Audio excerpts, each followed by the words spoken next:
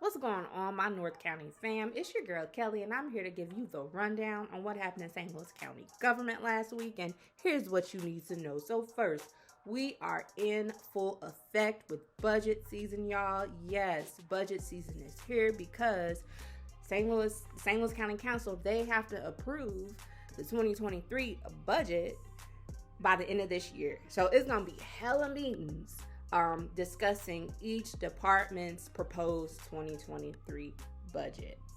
So check this out now. Chris Gron Howard, who serves as the county council's budget policy coordinator, he pretty much laid out this tragic budget situation in this clip. And he laid this out for the county council and also for the public, for us. So check out this clip. There's not any good news here. I wish there was. On the spending side, as he said, in the general fund, you have a $41.3 million structural deficit. As Paul has said, since I worked for two different council members, you either have a spending problem or you have a revenue problem. At some point next year, probably the year after that, for surely, the council, not the county executive, but the council is going to be asked to raise taxes.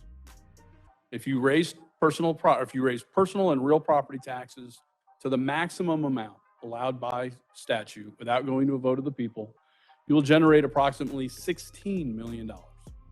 That's less than half of your structural deficit for next year.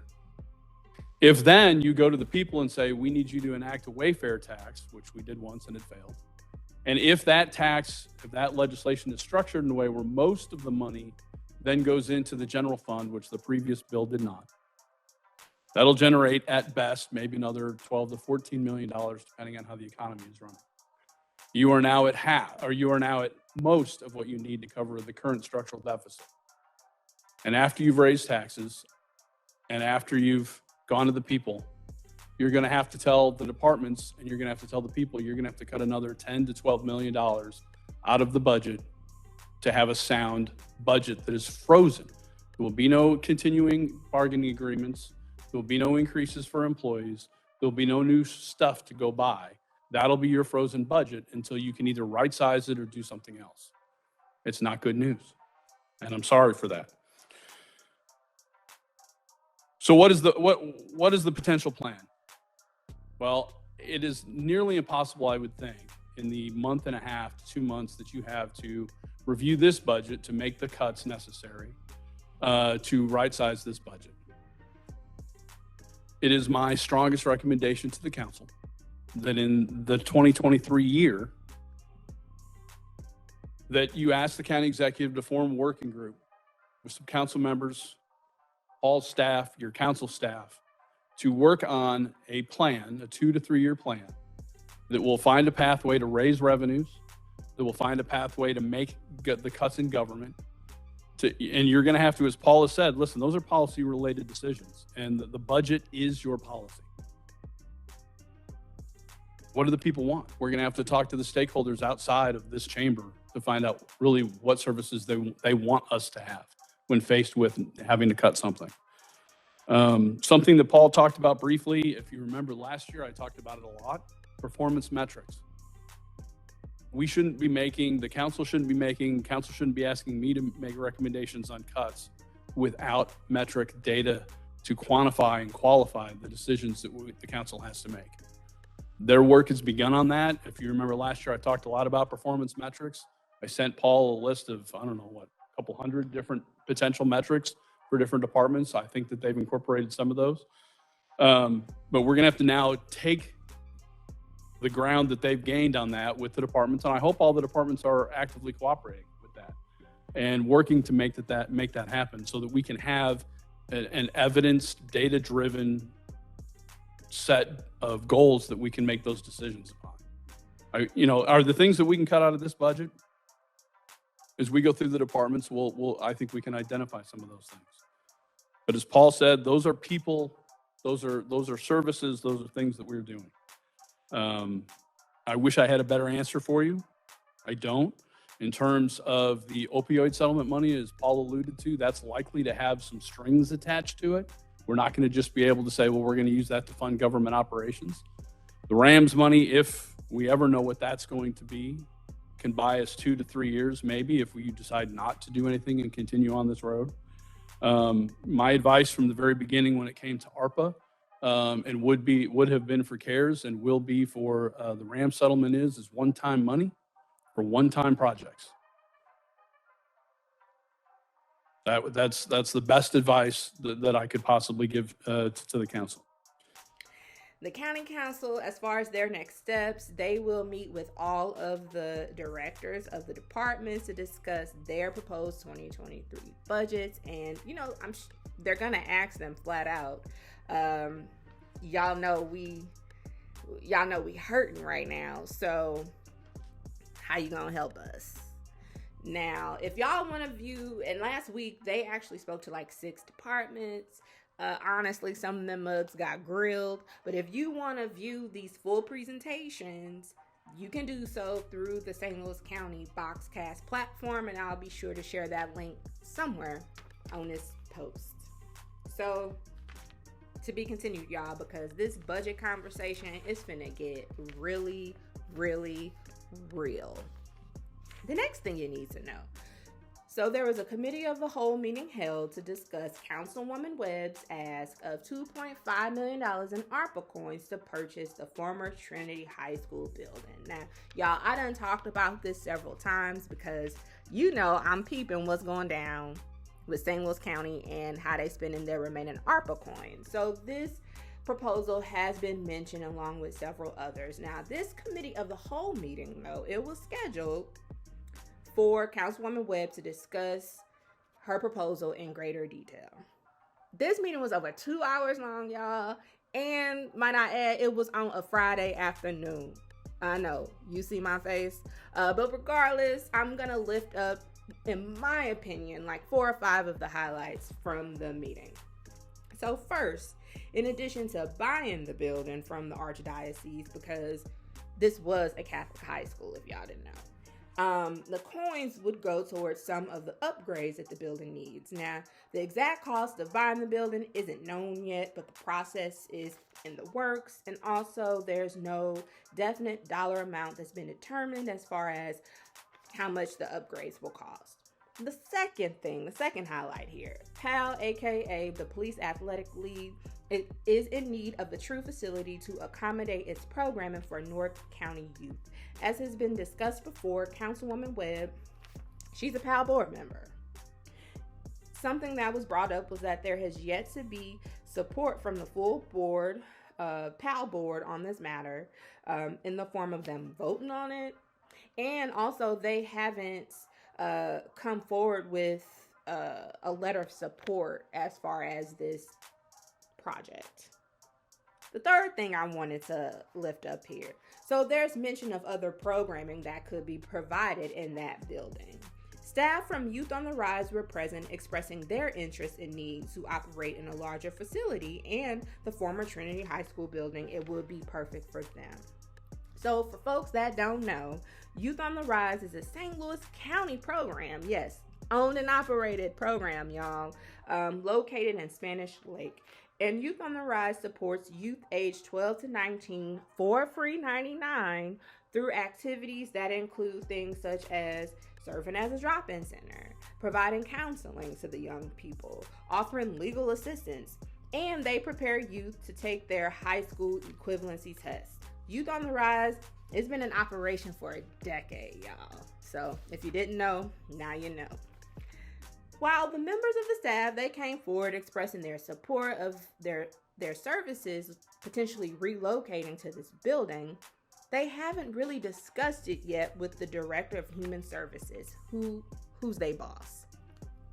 The fourth thing that was kind of lifted up here during that meeting, questions arose regarding exactly what role St. Louis County will play if this project moves forward.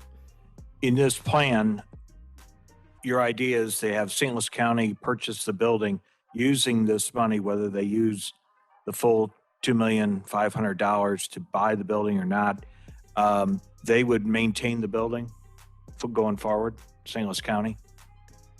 Or would any maintenance be done through private donors or fundraising? Or But that's what we're trying to do. All maintenance, especially for those major upgrades, will come through those private donors, okay, so the private donors is another group of folks that are stakeholders. involved. Okay, but they're not on any of these boards. These are just people in the community that want to donate 100 grand to. No, so we're looking Event, at right. working with, and so I know from the initial stakeholder meeting, it was looking at working with entities from the utility companies that working with their outreach programs, working with also big constructions companies that partner with organizations like the RBC, looking to them to help with some of their guidance as well. So we brought those stakeholders was brought to the table. And it's just like a project, like a clean sweep or something like that. They have those corporate partners that donate skills, talent, resources, and then some in-kind donations. Okay, and so PAL will have, other than managing the programs on site, they're not investing in this. They don't have any money, I imagine, of significance to invest in this other than for programming, right? Correct. Okay. And then, so you're going to have to rely on either St. Louis County Public Works or these stakeholders to donate their time and talent and materials. As you talk about day-to-day maintenance. Day-to-day maintenance plus the improvements and renovations, whatever you need there on that property. So day-to-day maintenance, you are correct. So if St. Louis County provides day-to-day maintenance at their current facility, we will be, the thought would be that they would also provide their day-to-day maintenance as the overarching entity for PAL. Okay. The actual major upgrades, that is what the leadership from the PAL organization is working with those stakeholders to acquire. So St. Louis County will maintain the building, cut the grass, that type of thing, and then programming will be done in the facility, whether it's by PAL or if you go to the Youth in Need or Youth on the Rise and any other group that would use that facility, correct? Correct. And then the last highlight from the meeting I wanted to lift up, Stephanie Streeter, who is the acting director of the Department of Transportation and Public Works, she gave her two cents. And during her spiel, hell, I learned that her department, they're responsible for vetting all properties before St. Louis County moves forward with buying a building. And she expressed that her department hasn't been involved in that process at all when it comes to this Trinity High School building. Councilwoman Webb had this to say in response of that process. Because remember, my job right here is just to appropriate funds. I'm not setting program, I'm not doing compliance. And when I ask about these type things, even with our compliance leaders, Shalonda, that's the next phase. In no way, shape, or form are we going to subvent or not follow procurement processes for you to go through and do your due diligence and do your market analysis. What I am saying is this $2.5 million we want set aside to acquire this building. Now go through the county processes. Don't circumvent anything to do the due diligence. As I brought this to Dr. Page and spoke to Ms. Deanna in their office at our leadership meeting, I said, this is what we want to do. Great idea, Shalonda. Let's work on that, Shalonda. What are my next steps? What did I do? Okay, well, your job is to appropriate, and then the county and their departments will do compliance and then do all of their processes and procedure. None of this is to circumvent this. This is to help that process to say, we've done some of that. I am not a developer, and I am not going to say that I know what all those I's and T's need to cross. I am working on behalf of the community that I serve and to ensure that we address the disparity gap. I am expecting that every department that has to do with procurement, that has to do with leasing agreements, doing assessment, that they all would do their job. And all I'm saying is, here's the money that's necessary to do that. If at any case that due diligence from your subject matter expertise or any other department was to come back and say, no, we can't do this, then we would adhere to that And then we even talked about whether that money would go back into general funds or what we need to do to ensure that their funds will be used appropriately. And so I just want to make that perfectly clear. Again, I did not reach out to you directly because I was told that we're at this phase, Shalonda, appropriations. All of the other departments will do their due diligence after we get there. I say, all I gotta say is it was a lot in that meeting, y'all. Again, if you want to check out the full meeting, head to the Boxcast platform and you can take a look at the full 2+ hours of convo. And I'm sure that this won't be the last that we'll hear of this proposal, this ARPA proposal. And I am rounding it out with the legislative corner, y'all. So I wanted to lift up, and I've mentioned this before, but the bill was finally passed, appropriating $8.5 million in ARPA coins to support the administration and compliance with regards to the handling of ARPA dollars. That's all I have for y'all this week. Please stay safe out there, and you will see me soon. Peace.